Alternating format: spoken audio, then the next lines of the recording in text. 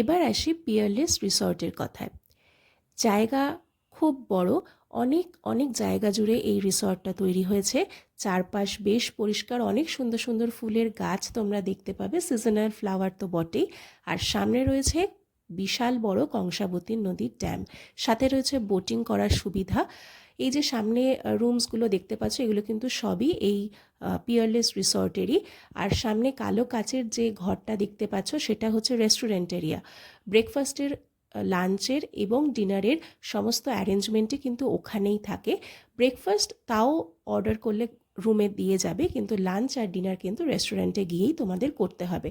আর ক্রিসমাসের সময় বলে এখানে একটা গাছ খুব সুন্দর করে ডেকোরেট করা হয়েছিল।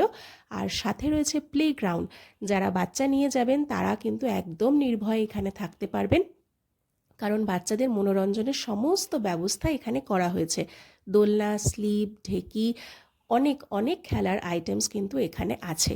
সাথে বলে রাখি, স্টাফদের বিহেভিয়ার কিন্তু খুবই ভালো, জায়গা খুবই পরিষ্কার, এনারা খুবই পরিষ্কার পরিচ্ছন্ন করে রাখেন।